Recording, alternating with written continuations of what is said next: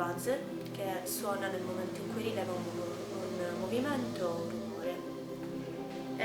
Tempo fa ho subito un furto in casa e quindi ho pensato che sarebbe stato interessante scoprire come realizzare un sistema di allarme. Allora, l'ho progettato tramite Arduino e ho un sensore di movimento, questo è un buzzer e un LED. Ogni volta che rivela appunto un movimento fa scattare questo LED e il suono dell'allarme.